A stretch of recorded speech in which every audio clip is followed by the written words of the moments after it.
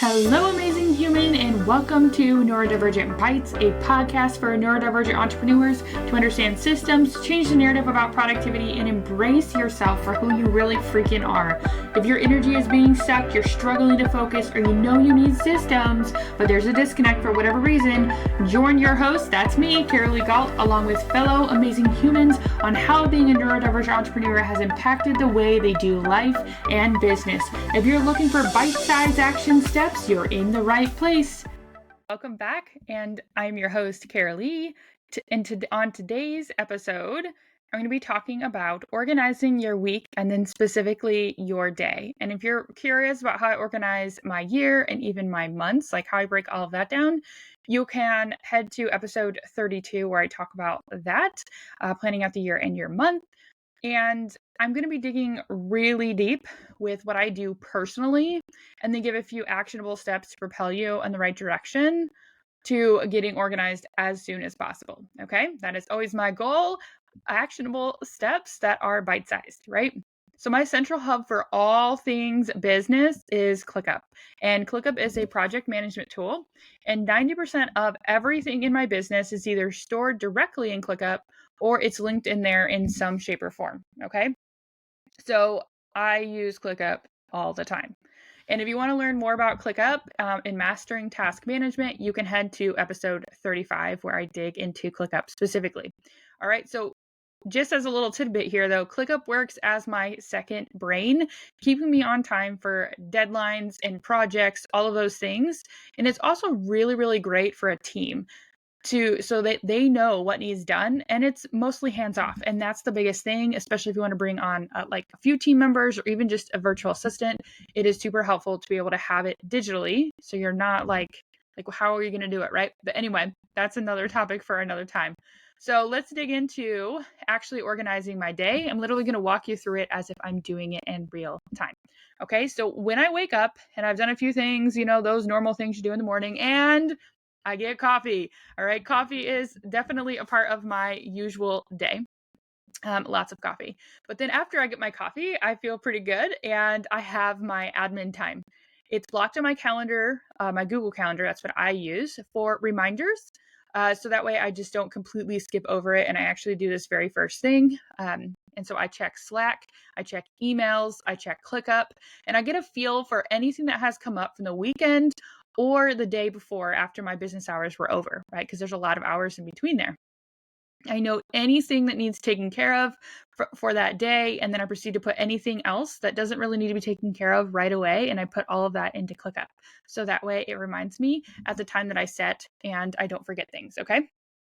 So on Monday mornings, I also plan out the week. I choose Mondays for a reason, but I plan out my week and I look at the overall week and mark down the top priorities in a notebook. So I use one notebook for this, but everything else is actually stored in ClickUp. So as your business grows and there are a lot of to-dos in one spot, it can become super overwhelming. And so I look at my list in ClickUp for the week, I grab my notebook and I sort it by client, and then there's a space for my own business too. So yes, I still like the paper feeling too. A lot of people come to me and they're like, but I still like paper. And I'm like, we can figure it out. You can use ClickUp or whatever task management system you want to. And you can also still use paper planner or notebook, whatever feels good to you. Because you also need access to everything digitally, especially if you have a team. So you can have both. Okay, promise it will work out. So I list everything that has to be done that week, like maybe a project to keep a deadline for a client or finishing up those tasks, or I need to write a script or record a podcast for myself, things like that. Those are the things that would be more of like a top priority. So then I also write down the things that I intend to do as well, but they're not highlighted. I highlight those priorities. So the things that aren't necessarily priorities, but they're like, if I get to them, that would be fantastic. Those things are also on there as well. So the top priorities, though, the ones that I highlighted, which are normally one or two of them, is what I'm going to focus on for that week. And when I get those things done, that means success. And if I get more done, then that's just freaking amazing. All right. Then we just get to, cheers on some more and we check some more boxes. But as long as I got those priority things done, then it's success for me. All right. So I don't it's the top priorities, one or two things for each client or each section, however you divide yours up. All right. So that's like 5 priorities for the week. like one per day if you want to do it by day. All right. There's so many ways you can do this. I do mine by clients. So that's Monday morning. You could even do this over the weekend, or you can plan the next week on Fridays. I choose Monday because that's what works best for me. Friday, I'm tired. I just want to get to the weekend sometimes, and I don't want to be focusing on what am I doing next week on the weekend. So I get up on Monday mornings and I just plan out the entire week. Yes, I look at my Google Calendar before Monday morning, and I kind of know what's going on for the week, but I'm not actually planning it out with like these priorities and different things like that until Monday morning. Okay. So I also look at my week on Monday mornings, right? I do it frequently in my Google Calendar, like what meetings, appointments, or outings do I have to plan around? And this actually shapes my week.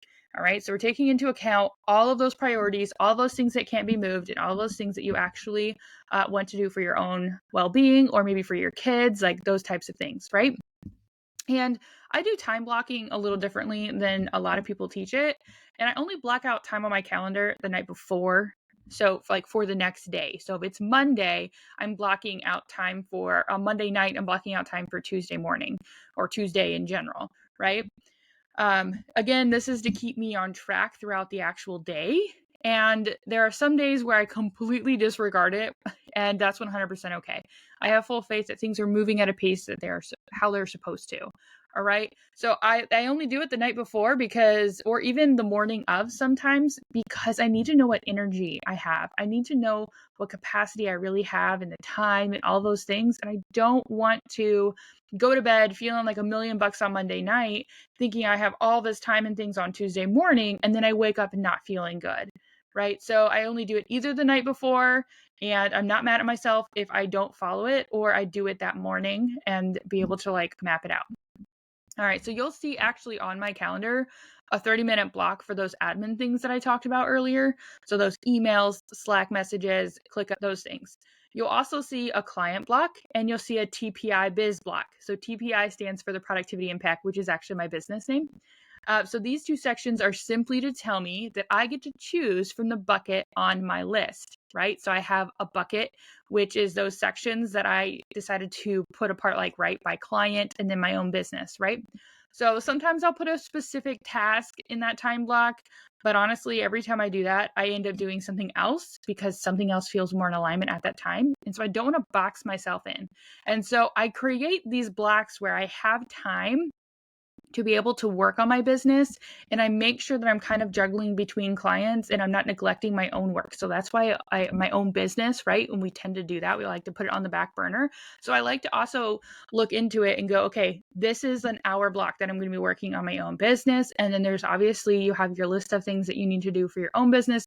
Same with clients, like when those client blocks, you could block it by client, but I just block it as clients, period. And then whatever client either has a top priority that really needs to be done, whatever thing I really feel like doing, that is what I would focus on. Okay, I kind of leave it open to feeling and capacity and things like that. So what feels most in alignment at that time, and that helps me feel really good about things that I'm working on, right? And I feel into what my brain, right? Like I just said, I feel into what my brain can actually do during those blocks. I have ADHD, okay? Being told what to do is in my cup of tea. And so I assess my list during those blocks, and whatever feels good in regards to my capacity is what gets to happen, okay? This makes me more efficient, hands down. I have tried it many ways. Feeling into what feels good and what capacity I have, that's what makes me efficient. And not multitasking. There's also that. But if there's a deadline, the ADHD panic button is usually pressed, and I get that thing done super fast. And so that's kind of like leaning into what are those priorities and like how can we get those done really fast. And that is by feeling into what feels really good. And then if it gets down to the wire, like the ADHD panic button's not even pressed, and so we can get it done. Like there's one client's work that I like to work on Friday nights because I love working on her work. And so if I try to push myself to do it any other day, like maybe it wouldn't be as efficient as if I did it on a Friday night.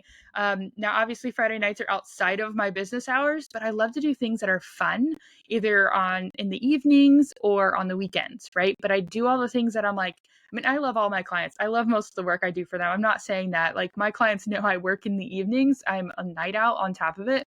But I really I've just noticed trends in what clients work I like to work on when. And so like when you see a pattern, you can also start blocking things a little differently if you start seeing patterns. But this is essentially what I do is just client block. Okay.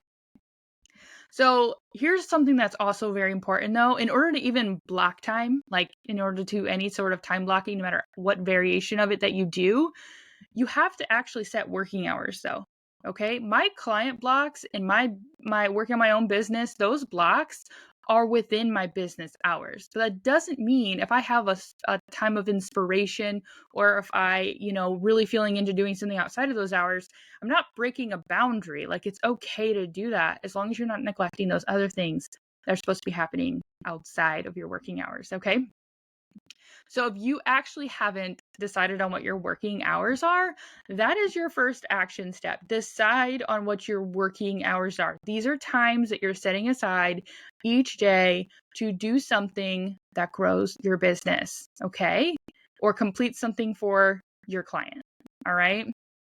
So if you already have working hours though, do you still feel good about those or do they need some refinement? All right, that's action step number 1 is setting working hours or going back to your working hours that you already have set and seeing if they still feel good or if they need to have some changes. All right, so just as a little inside look, my working hours on my contracts, they say that my working hours are 9 a.m. to 5 p.m. But realistically, my working hours are 10 a.m. to 12. And then I usually take a break from 10 to 2. So, or not 10 to 2. I can't talk today. So 10 to 12 is when I do that admin stuff. Normally 9:30 really. 9:30 to 12 admin and, assess all the things, make sure everything is good, and start working on some stuff, right? And then from 12 to 2 is a break. I have lunch. I do some responsibilities around my house. I connect with my husband. I have different things like that. And then at 2 o'clock, my husband actually goes to work. And so that's when from 2 to 6 o'clock, those are the set working hours I have. So, and I'm able to work on my own business things and I'm able to work on clients' work. Now, sometimes those go past. I have an alarm that goes off that says end of workday at 6 p.m. So that way at least tells me, and I normally finish up whatever I'm working on. So that way I can actually be done for the day and spend time with my kids and anything else that I need to do, like make dinner and different things like that. So that is a little bit of an insight. Those are the things that I like to do. And sometimes in the evenings or late at night, if I'm not doing anything and I'm feeling inspired, I'll sit down and do a little bit more work. But it's because I want to, not because I have to. And that is the biggest difference. I only do work outside of my working hours if it feels super freaking good and in alignment. All right. That is like, it's same with the weekends, right? Because I don't have working hours on the weekends. But I make exceptions every once in a while, but it has to feel good to me. All right. So action step number 2 that I also want you to think about is think through what you have now as far as your planning and organizing your day. Like what do you have a routine now? Do you have a system that you already do? Like I want you to think about it. What feels good and what doesn't? As you can tell, I'm all into the feelings. I'm all into like what feels in alignment and what feels good to you to do at this time. Like what feels good and what doesn't. And did anything that I said feel good as an addition to organizing your day? All right. I gave you a lot. This is just walking you through what I do. And can you make any modifications to planning or organizing your day or your week, for example? Right. So really think about what feels good, what doesn't, right? Do you just like what are some things that you can do that will make it feel even more in alignment? All right. That is the biggest thing I want you to do with action step number 2 is evaluate what you already have, what you're doing, what feels good about it, like what can you add to it. So you get to run your business how you want to. This is like how I'm going to leave this episode is you get to run your business how you want to. That's not what I thought in the beginning. When I first started my business, I am over 4 years in, and actually running my business how I want to is how I'm efficient and how I have clients and how I have revenue coming in is when it feels super good and in alignment. Okay. And that also means that you get to shape your day how you want to, for the most part, of course. So obviously there are other things that play a role, but we get to work with our strengths. We get to work with what we have, right? And we get to refine it to see if we can make it better. But we all have to start at a starting point, and that is, what do we have now? What don't we like? And now how can we modify it so it feels good to do? So I also want to open up the dialogue to this because I get this question a lot. How do you keep track of everything? How do you not lose your mind? And how do you, all this tech stuff is so foreign to me. I get that question a lot. How do I set up ClickUp? How do you use your Google Calendar? How do you time block? All of these questions. And so I'm going to open up this dialogue to you because I want you to be a streamlined CEO that feels freaking amazing. All right. And in case you don't know what streamlined means, because I'm one of those people that gets a word and I'm like, I feel like in order to understand this, I really need to know the definition of it. And so I'm just going to share that with you. Streamlined means made simpler or more efficient. Okay. So that's what streamlined is. Do you want to be a streamlined CEO where things are simple and you're efficient? Right. So I want you to head on over to Instagram and we can connect in the DMs. And I want to know, what do you need to feel like to be a streamlined CEO, right? What do you need to feel like that you're a streamlined CEO? All right. That's what I want you to head over to Instagram and send me a DM and tell me, what do you need to feel like a streamlined CEO, right? Where things are simple and efficient, right? And if that's a task management system, if that's a Google Calendar that's organized, if that's I just need to talk this through and create this with you, Karalee, whatever it is that you need, let's have a conversation about it. Because when you have a conversation, and we have a deep conversations, that's when we unlock so many things and we get so many solutions.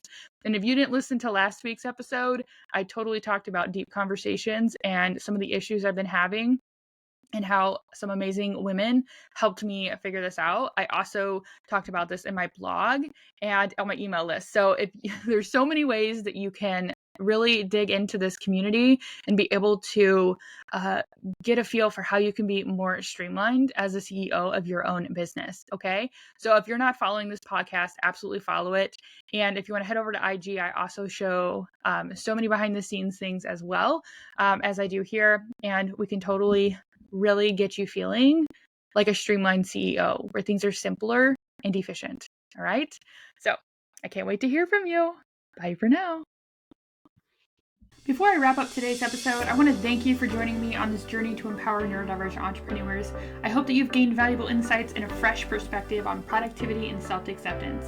No matter where you are in your entrepreneurial journey, I'm here to support you. These transformative conversations will equip you with bite-sized action steps that you can apply immediately. Let's redefine productivity on our own terms and create a business that aligns with who we truly are. Make sure to subscribe to this podcast to receive the latest episodes and join our amazing community of neurodivergent humans. Remember, being unique is our superpower, and together we can rewrite the rules of success.